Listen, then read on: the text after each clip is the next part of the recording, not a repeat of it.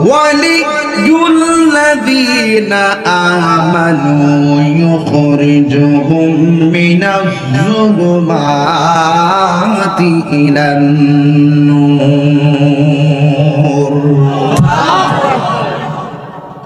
যারা ঈমানদার তাদের অভিভাবক হলো একজন।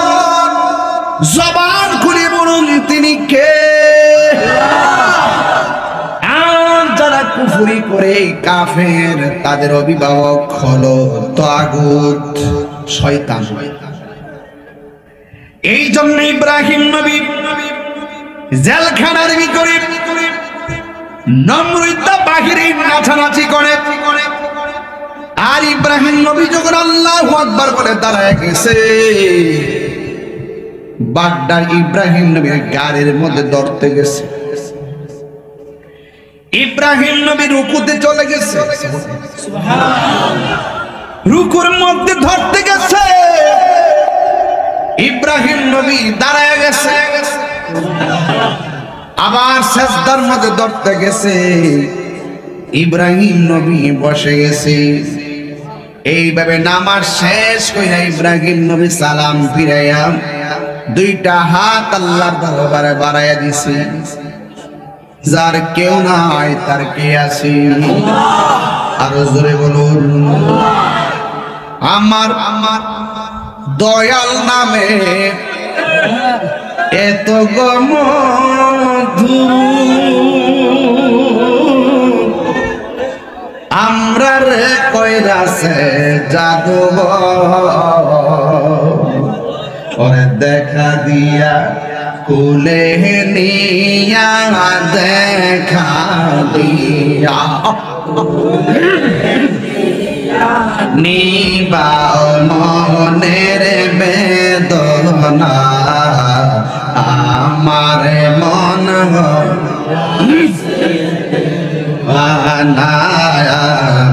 আমার মন হয়াজের দেওয়াই তোমারে পাও ইবারাশি,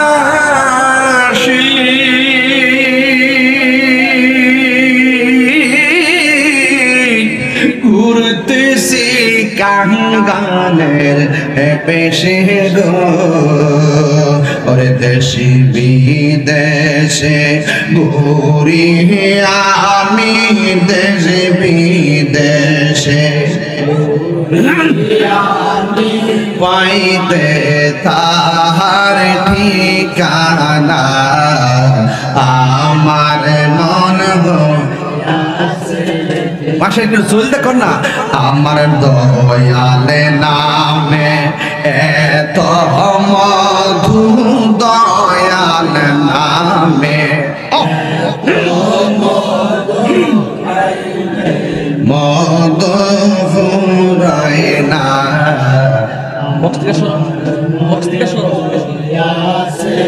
দেওয়ানা জোরে জোরে কি আল্লাহু আকবার বলা যাবে না?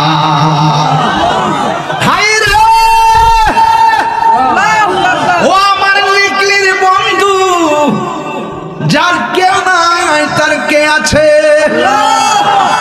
এবার ইব্রাহিম নবী নামাজ শেষ কইরা তিনি বসে আমার আল্লাহর দরবারে দুইটা হাত বাড়াইয়া দিলেন। তোমার মতো দয়ার সাগর আর তো কেহ নাই, আমি বান্দা দয়া ভিক্ষা চাই। ও বন্ধুরে আমার, ও নিকলির বাবারা, ও বাজিত পরার মিটা মহিনের বাবারা, কি দিয়া আওয়াজ বুঝাইতাম ইব্রাহিম নবী দুইটা হাত আল্লাহর দরবারে বাড়াইছে। আর অনাহারি বাঘ ইব্রাহিম নবীর সামনে বসছে। নমরুদ কয়ে বাঘ তুই তাড়াতাড়ি খা। আর বাঘের সামনের পিছনের দুইটা পা মাটিতে বিছাইয়া সামনের দুইটা পা এমন ভাবে ইব্রাহিম নবীর দিকে করে দিয়েছে। ইব্রাহিম নবী দুইটা হাত আল্লাহর দরবারে বাড়াইছি, ওই নমরুদা তাকায়া দেখতেছে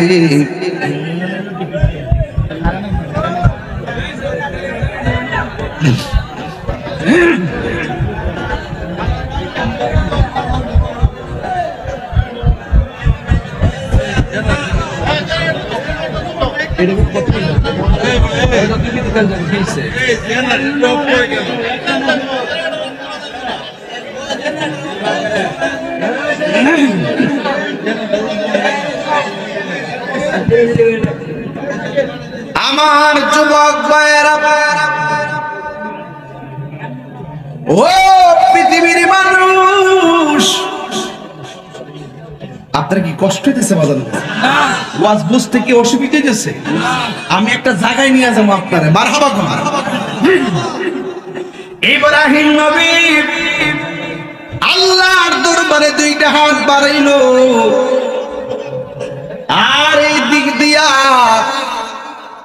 ইব্রাহিম নবীর সামনে বাগে দুইটা পা করে বসে আছে। বন্ধুরি ও নিকলির বাবারা, এবার নমরুদা কয়ে বাঘ তাড়াতাড়ি খাস না কেন? তো নমরুদা তাকে দেখি ইব্রাহিম নবী দুইটা হাত বাড়াইয়া রাখছি, আর বাঘে ইব্রাহিম নবীর কামড় না দিয়া, পায়ের নখ দিয়া আছর না দিয়া, ইব্রাহিম নবী যে জেলের ভিতরে মাটিতে সেজদা দিয়া কপালে মাটি লাগছে। নমরুদা তাকায় আর দেখতেছে বাঘের জিহ্বা দিয়া ইব্রাহিম নবীর কপালের ধুলা বালি গুলা পরিষ্কার করে দিতেছে। যুগে যুগে পশু পাখি নবী চিনেছে, মানুষের বাচ্চা হয়ে নবী চিনে না। কথা কোন ঠিক কিনা? এটা নতুন না, এটা অনেক পুরান জিনিস। ইব্রাহিম নবীর প্রথম পরীক্ষার ভিতরে আল্লাহ উদ্ধার করে দিয়েছে। রক্ষা করার মালিক কে? এরপর নমরুদ ইব্রাহিম নবীকে মারার জন্য অসংখ্য সৈন্য দিয়া জঙ্গলার কাঠ কাটায় লাকড়ি বানাইছে, বিশাল বলে একটা গাতা বানাইছে, গর্তের নিচে লাকড়ি দিয়েছে, লাকড়ির ভিতরে কেরোসিন দিয়েছে, এই লাকড়ির উপরে ইব্রাহিম নবীরে ফেলে দিছে, আর ইব্রাহিম নবীর উপরে অনেক লাকড়ি স্তূপ দিছে, আবার কেরোসিন দিয়া দাউ দাউ করে আগুন লাগাই দিছে। সব প্রাণী কি আচরণ করছে আমি জানি না। ওই সময়ের একটা প্রাণীর কথা আমার মনে পড়ে গেছে, না বইলে আমি পারবো না। নমরুদ্দান মূর্তিকে লইয়া নাচতেছে, আগুন কাউরে খাতির করে না। মনে হয় ইব্রাহিম নবীরে জ্বালাইয়া কয়লা করে দিছি। ওই আগুনের গর্তের পারে একটা প্রাণী, যেই প্রাণীর নাম হলো ব্যাং। ব্যাংটা কসরত করে দিছে আগুনটা নিভাইবার জন্য। এই জন্য ঘরের কোনায় ব্যাং থাকলে ব্যাং কোনোদিন মারবেন না। কিতা বুঝাইতে আপনারা হাকিকতের কাজ দিছি বাজান, বোঝার জন্য বলছি। এই জন্য যুবক ভাইয়ের আমার নমরুদ্দা সৈন্য পাঙ্গুল নাচতেছি, কাঠগুলা পুড়তে পুড়তে শেষ হয়ে গেছে, কয়লা হইয়া লাল হইয়া গেছে, লাল কয়লা কালো হইয়া নিভে গেছে। আর নমরুদ্দা তাকায়া দেখতেছে ইব্রাহিম নবী একটা পশমের ভিতরে আগুন লাগে নাই। জবানটা খুলে গেল রক্ষা করার মালিককে আল্লাহ। এর চাইতে আপনি কি প্রমাণ চান? মাল্লাহুল মাওলা ফালাহুল কুল। যেই ব্যক্তি আল্লাহর হয়ে যায় পৃথিবী তার গোলাম হয়ে যায়। আমাদের অন্তরে জবানের ভিতরে আল্লাহর জিকির আছে, এই জবান দিয়ে আবার সুদের টাকা লুটাইতেছে। এই জন্য সুদখুরির দোয়া আমার আল্লাহ কবুল করে।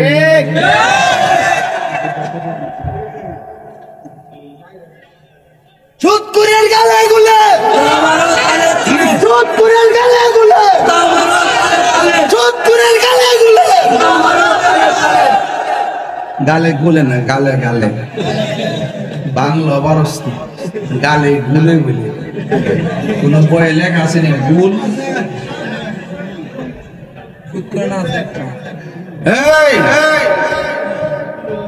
বাইরে তুমি সুদ খেলে আমার বাপের কোনো অসুবিধা নাই, আমি তোমার দুঃখে দুঃখী হইছি। সুদের 72-70টা গুনাহ, সর্বনিম্ন গুনাহ হইল নিজের মায়ের লগে জিনা করা। এই বেফতা তুই যে সুদ খাস, তোর উপর তো ফতোয়া পড়তেছে।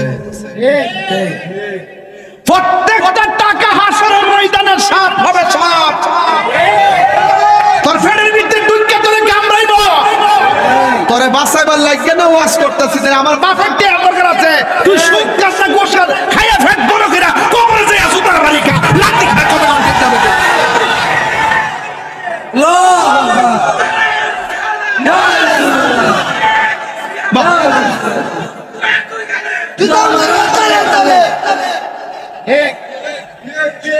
পানসরুটে পয়সা নষ্ট, যুবক নষ্ট মদে, কুসমাজে গেরাম নষ্ট, খাদক নষ্ট সুদে। বাজান কইতাম নি, আমার তো বাজান ডর করে।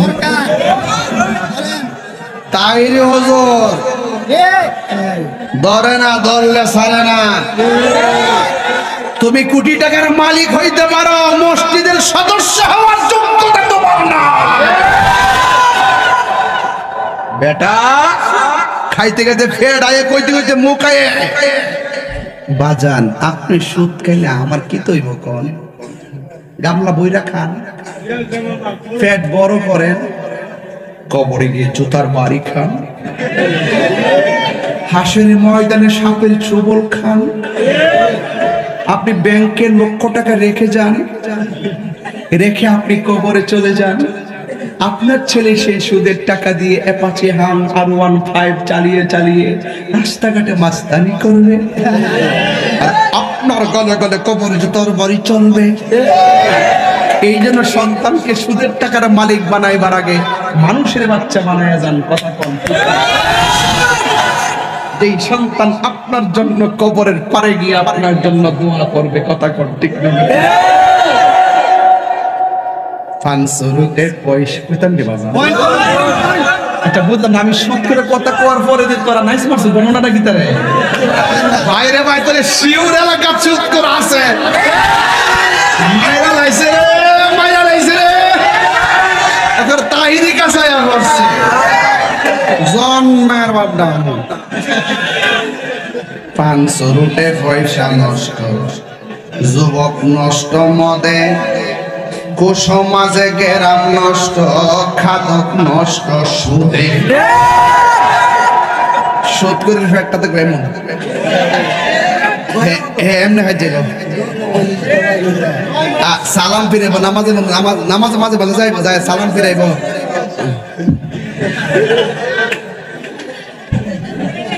আর সালাম ফিরবে এমনি,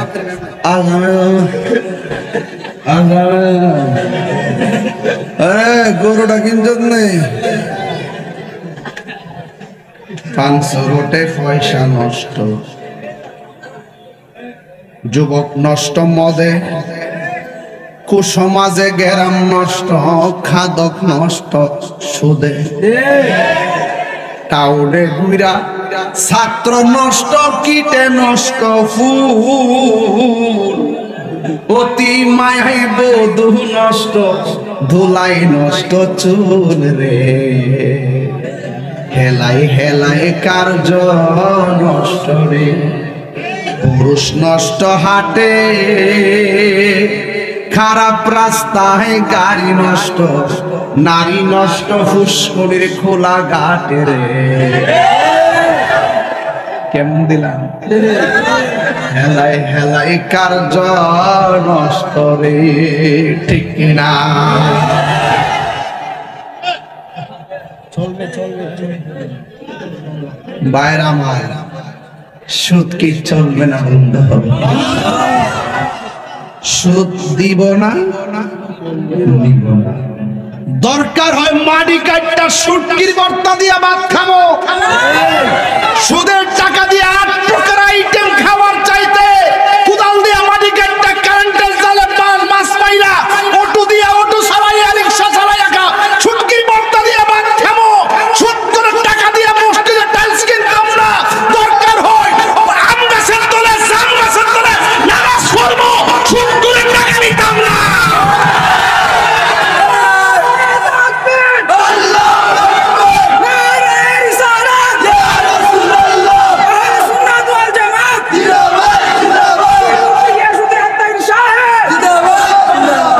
বাজানার 15 মিনিট সময় আমার দিবেন নি 12টা বাজে গেছে তো ওমান শৈলটা ধরে গেছে গা আল্লাহ আমরা ওয়াজ বুঝানো তইলে আমি 1 ঘন্টা 3 ঘন্টার ওয়াজ করতেছি এটা বুঝুনি এটা বুঝতাম না তো ওয়াজ তো বুঝো না খালি ঘন্টার গরির কাটা ফেলছা কিতা যে কইতাছি এটা বুঝুনি তুমি বুঝো না যে সুদ করে গোমাসকে হারাম কইলেছি আমার এলাকার যুবক যদি একসাথে হয়ে জায়গা সুদ করে হারাইবার সময় পাবে না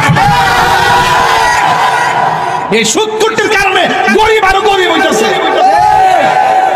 আল্লাহ তোমার তৌফিক দিছে আল্লাহর রাস্তায় দান করো আর নাইলে তরজা দাও আমার মনে হয় এই সমাজে যে টেহাওয়ালা আছে এরা যদি সুষম বন্টন নীতির আলোকে গরিবের ঘরে ঘরে শুধু যাকাতের টাকাটা দিত এই সমাজে কুরবানির গোশত কোন ঘরে দিতে হবে খুঁজে পাওয়া যেত না ইদানিং শুনতেছি মহিলারা ওষুধ খায় হেরা বলে টেহা লাগা সারা জীবন হচ্ছে এরই ক্ষেত লাগা ওহন হনি হারা বলে তোর আস্তে আস্তে আস্তে হেরা হুনলে আবার রান বুঝতানি গটিক রাখ সারা জীবন হচ্ছে এরই ক্ষেত লাগা ওর মহিলারা বলে টেহা লাগা হাজারে কত 500 না তুই বেশি বেশি তুই জানোস না তুই হাজারে 100 হাজারে কত 10,000 10,500 গোনাই জানোস না 10,000 1 লাখে দেখছেন নি টেহার মালিক কেমনে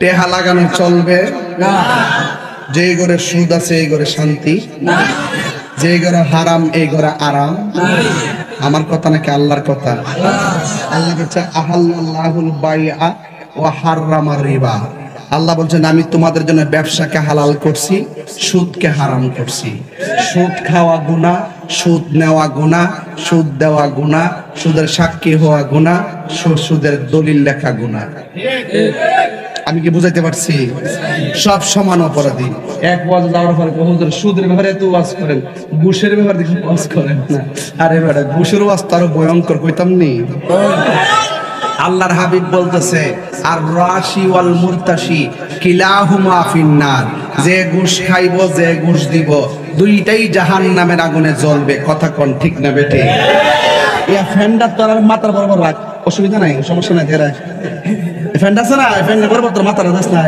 দে সমস্যা নাই দা সমস্যা নাই তোর লাগবে তো আমার লাগবে না বেহুদা এই ফ্যান্ডারে দিতে না আর এই দিতে না নিয়াত করে ফ্যান্ডা নিচে যায় পয়সা একটু সুন্দর করে ঘুরাই দো ওই হ্যাঁ মাইকের বক্স দেখা হইতাছে আরে বক্সের দিস না নাম্বার দিস না আমার অ্যাডভোকেট সাহেব দে দেখ অন চলবো এইবারে ইংরেজ বই বদা বাজার এখন যে ওয়াশটা করছি আপনার কষ্ট হইছে সুদ কি খাইবেন? আমার ফুলাফান্ডি করে ফুলাফান্ডি কই হাত নামা। সুদ কি খাইবেন? সুদ দিবেন? ঘুষ খাইবেন? ঘুষ দিবেন? বাবা খাইবেন? ব্যবসা করবেন? নেশা করবেন? এবারে নেশা করবো জুতাটা বাইরে লম্বা বানা মদিস করে দিছে ব্যবসা বলে করবে।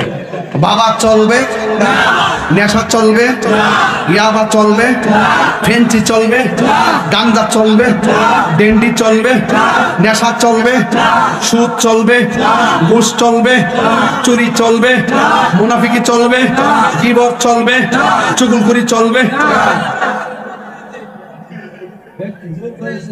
বাজান কোন ওয়াজ আজকে বাদ রাখছি। এখন আসেন আর একটু সামনে যাই। ওয়াজ তো এখনো ঢুকতে পারছি না, ভূমিকে ওয়াজ শেষ হয়ে যেতেছে কেন। যাই হোক, সুদ করে ভাইরা শুনেন, এই সুদ করে ভাইরা আপনারা যারা সুদ খান দয়া করে হাত তোলেন। তাহিদের কি ডরমটা ডরাইতেছে আর পাবলিকের কি ডরমটা ডরাইতেছে, কিন্তু আল্লাহর ডরা না। এটা বুঝে না যে আমি যে হাত নিচু করে রাখলো আমার আল্লাহ দেখতেছে। কথা কোন ঠিক না বেড়ে? হাসর মাঠে মুখের মধ্যে তালা লাগাই দিব, হাতের সাক্ষী হাত দিব, চোখের সাক্ষী চোখ দিব, কানের সাক্ষী কান দিব। হাত কইব আল্লাহ এই বাটপাটটা আমার হাতটারে ওই ফাঁকদার মধ্যে ধরাইছি, আমি হাত দিয়া ওই কালন চুরি করছি,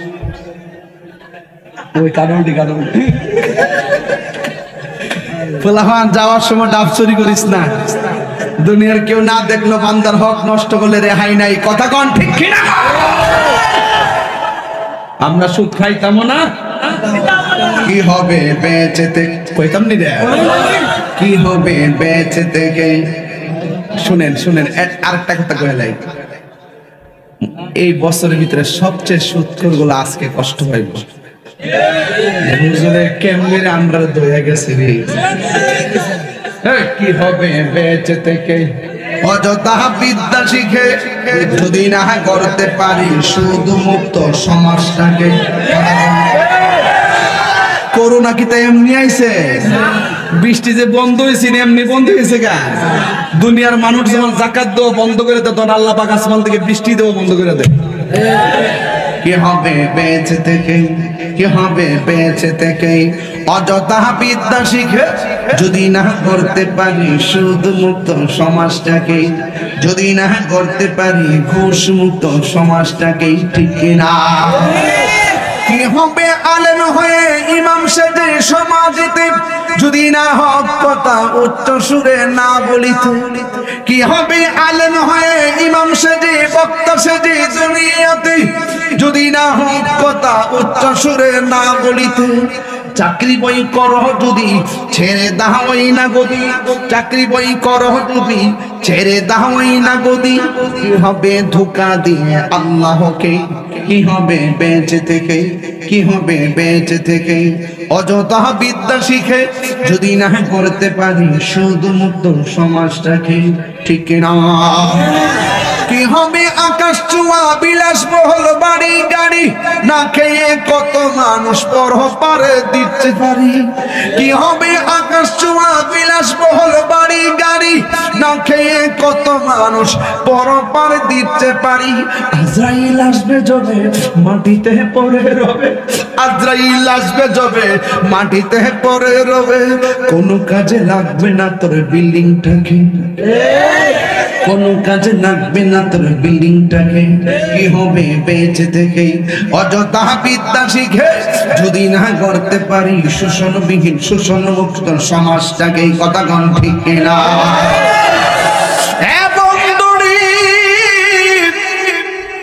যার কেউ নাই তার কে আছে? ইব্রাহিম নবীর রক্ষা করছে কে? ইব্রাহিম নবীর জবানের আল্লাহর ডাকের দাম কম না বেশি? আজকে আমরা বিপদে পড়লে শুধু আল্লাহর ডাকি, বিপদ দিয়ে উদ্ধার হয়ে গেলে এই জবান দিয়ে আমরা হারাম টাকা ঢুকাই। কথা কোন ঠিক না?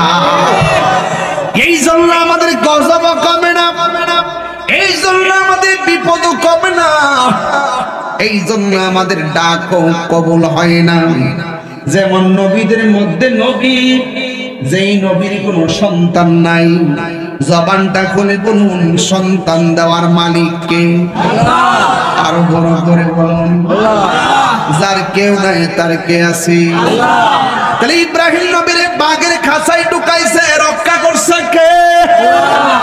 ওই ইব্রাহিম নবীর নমরুদের আগুনে ফলাইছে, রক্ষা করছে কে? তিন নম্বর হলো ইব্রাহিম নবী কোন সন্তান। এরপর আল্লাহর কোরআন সাক্ষী দেয়, রব্বি হাবলি মিনাস সালিহিন।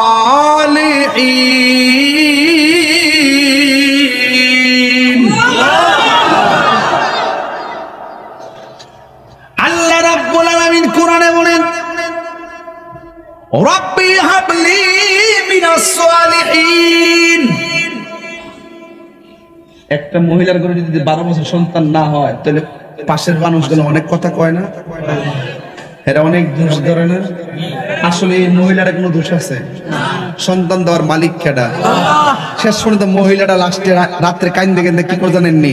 আল্লাহ তুমি আমার আতুর হোক, ল্যাংরা হোক, বোবা হোক, একটা সন্তান দাও আমারে। কথা কোন ঠিক না? ইব্রাহিম নবীর শুধু পরীক্ষা আর পরীক্ষা। লাস্টে বয়স বেড়ে গেছে, ইব্রাহিম নবীর কোনো সন্তান নাই, সন্তান দেওয়ার মালিক কে? আল্লাহ। এই জন্য ইব্রাহিম নবী আমার আল্লাহর ডাক দিয়ে, রব্বি হাবলি মিনাস সালিহিন। যার সন্তান নাই আমার সাথে পড়েন, রব্বি হাবলি মিনাস সালিহিন। ও আল্লাহ তুমি আমার সন্তান দাও। এরপর আল্লাহর দয়া হয়ে গেছে, আমার আল্লাহ রাব্বুল আলামিন বলে, ফাবাশশারনাহু বিগুলামিন হালিম।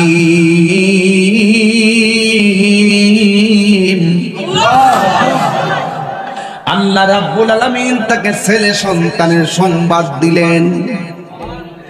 এমন ফুটফুটে একটা সন্তান, চমৎকার সন্তান। যেই মাত্র সন্তানটা হয়েছে, আল্লাহ ইব্রাহিম নবীর ডাক দিয়ে, ইব্রাহিম পরীক্ষা শেষ নাই। ইব্রাহিম তোমার সন্তানটারে লইয়া, আমার হাজারাকে লইয়া এমন একটা জায়গায় যাও যেখানে কোন মানুষ নাই, যেখানে কোনো প্রাণী নাই, যেখানে কোনো গাছপালা নাই, জনমানব শূন্য একটা ধুধু বালুকাময় প্রান্তরে চলে যাও। আপনারা জবান খুলে কোন সন্তান দিয়েছেন কে? নমরুদের পরীক্ষা থেকে বাঁচাইছে কে? বাঘের আক্রমণ থেকে বাঁচাইছে কে? আমার এই সন্তানটা ছিল না, সন্তান দিছে কে? আমার সন্তান হওয়ার সাথে সাথে আল্লাহ কয়, ইব্রাহিম তোমার স্ত্রীকে লইয়া, তোমার সন্তান লইয়া ধুধু বালুকাময় প্রান্তরে যাও, যেখানে কোনো মানুষ নাই, শুকনা কিছু খাবার নিছে গো, আর কিছু পানি নিয়ে গেছে। এমন একটা জায়গায় গেছে, ডানে মানুষ নাই, বামে মানুষ নাই। ইব্রাহিম নবী সেখানে যাইয়া হাজেরাকে ডাক দিয়ে, কি হাজেরা, তোমাকে আর তোমার সন্তানকে এখানে একা থাকতে হবে, আমি এখান থেকে দূরে চলে যেতে হবে, কখন আসবো কোনো কথা নাই, ঠিক নাই। হাজেরা ডাক দিয়ে, স্বামীর সন্তান মরুভূমির বাড়িতে নিয়ে এসেছি, কিছু শুকনা খাবার আমি নিয়ে এসেছি, আমার সন্তান আল্লাহ দিয়েছে, আপনার জীবনের শেষ বয়সে এসে আপনি সন্তান পেয়েছেন, এই সন্তানটাকে এখানে রাখছি, মানুষ নাই, কেউ নাই, যে শুকনা খাবার গুলো নিয়ে এসেছি, এই খাবার গুলো শেষ হয়ে গেলে খাবো কি? পানি শেষ হয়ে গেলে আমি পান করবো কি? আমি সন্তানদের খাওয়াইতাম কি? ইব্রাহিম নবী কই কিছু করার না, আমাকে চলে যেতে হবে। হাজরা ডাক দিয়া বলে, স্বামী হে, আমি আপনার কাছে একটা কথা জানতে চাই, আপনি কি নিজের ইচ্ছায় চলে যাইতেছেন নাকি আল্লাহর ইচ্ছায়? ইব্রাহিম নবী বলে, হাজেরা, আমার ইচ্ছা আমি কোনো কাজ করি না। তোমাকে আর আমার সন্তানকে এই মরুভূমিতে একাই রেখে যেতে হবে। আমাকে যিনি সিদ্ধান্ত দিয়েছেন, জবান খুলে বলুন তিনি কে? এবার হাজরার রিঅ্যাকশনটা কি? হযরত হাজরা আলাইহিস সালাম ডাক দিয়ে কই, স্বামী গো, ও স্বামী, আল্লাহ যদি আমাকে আমার সন্তানকে এইভাবে রেখে যেতে বলে, আপনি নিঃসন্দেহে চলে যান। আমি হাজরার বিশ্বাস হলো, আমার আল্লাহ আমাকে আমার সন্তানকে এই মরুভূমির বালুতে না খাওয়াইয়া মারবে না। যার কেউ নাই তার কে আছে? আর জোরে বলুন, কে আছে? এই মরুভূমির বালির ভিতরে হাজরা আর সন্তান ইসমাঈল আলাইহিস সালাম, মস্কের পানি শুকাইয়া গেছে, আর স্তরের দুধ শুকাইয়া গেছে। সন্তানটা এমন ভাবে কান্না শুরু করেছে, হাজরার জিহ্বাটা সন্তানের মুখের ভিতরে ঢুকাইয়া দিছে। সত হইল তো মা, পৃথিবীতে কোন সন্তান বলতে পারবে না মা কোনদিন বলছে আমার ক্ষুধা লেগেছে, কিন্তু সন্তানের ক্ষুধা লাগলে মা সহ্য করতে পারে না।